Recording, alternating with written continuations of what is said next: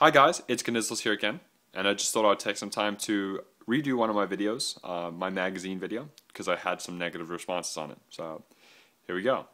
Now I have three different types of magazines here. I have the Magpul 30 round Pmag, I have the Troy Industries Troy magazine, and I have the Lancer System Lancer L5 magazine. All hold 223 rounds in them.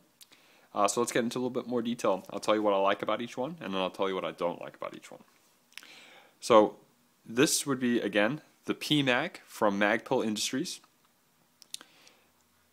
And it's a polymer magazine.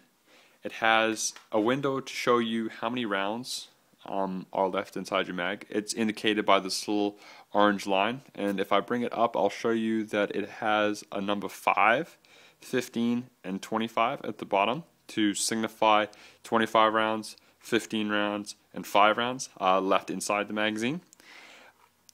It also has a self-leveling flower on it.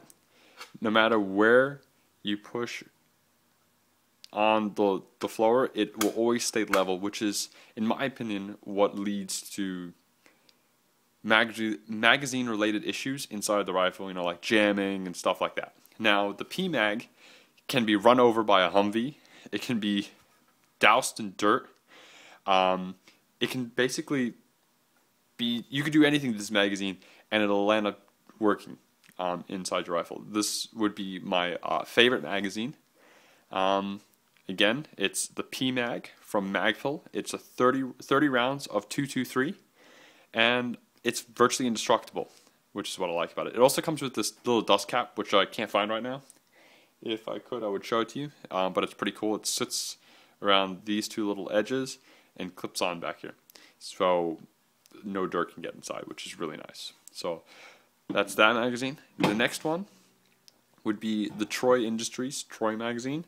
I bought these magazines for my SCAR, just because the Pmags, they don't fit, well, they do fit inside the SCAR, but they don't drop out. They kind of they sit so snug inside there that they don't fall when they are released. Now, the Pmag, there are things that I like about this as well. It also has a self-leveling flower on it. It has these really cool little grips that if you angle it the right way, you'll see how you can see a lot of different little grips on it, but if I turn it this way, it's completely smooth. So when you go to pull up on it, it gives you grip all the way around, which is something I like. It also comes with a built-in little grip on the end here, so that if you're pulling it out of your magazine bay or out of your pocket, you have something to grip onto besides this big bulky magazine. Alright? It is also 223, holds 30 rounds. I don't recommend putting more than 20 to 25 rounds at max inside of any one of these magazines, just because it's hard once you put it in to actually to slam it in so it locks into place, because the rounds are putting too much pressure on the bolt, in my opinion.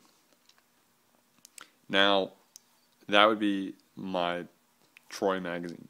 Again, it's just as indestructible as the Pmag, because it's made of a polymer. I've also watched videos of people running them over with Humvees in Afghanistan and Iraq, and they're just perfect. Now, the last magazine here is the Lancer L5 magazine. It is my least favorite magazine. Now, it does have some perks to it. It's got this rubber bottom so that you can have some texture and grip when you're pulling it out of your pocket. It also helps when it hits the ground. It doesn't have as much of a noise like those metal magazines do, or one of these two would. You can also see all your rounds inside of the magazine, and you can see that it says here 20 and 30 rounds to signify how many rounds you actually have in the magazine. These numbers are really tough to see just because they blend in very well with the designs that are on the rifle, on the magazine. Now, the two things I don't like about it: this is not a self-leveling flower. I could push down and bend it completely this way. Now, in my opinion, this magazine jams more than these two combined. Okay? Another thing is it has these metal lips on it, which when you're singly putting rounds in, can cut your finger. It's happened to me tons of times, and would be my least favorite magazine. I would not recommend you buy this one. These two, I'd recommend you buy. And that is pretty much my video. Oh, let me show you how they slide in and out of my M4 and my SCAR. So let's start with my M4. If I put this in.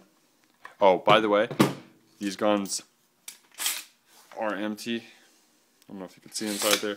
I made sure that both guns were safe before I started the video. So now if I put this magazine in, goes in nicely, mag release it, it comes out. There's no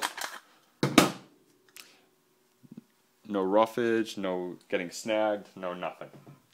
Now if I try the Pmag with my SCAR, which is also safe, check it.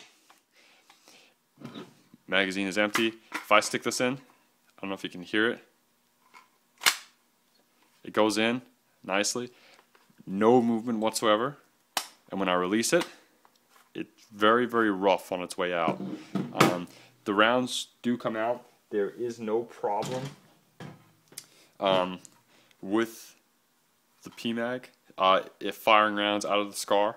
The problem is it just doesn't drop out when you release the mag. Unlike the Troy works perfectly with both of them, and I have no complaints. This one I haven't tried, so I wouldn't be able to tell you. I'm pretty sure it'll work just fine in both as well, but that's just something I thought I would show you. Alright guys, have a great day. Please subscribe. Thanks guys. Bye.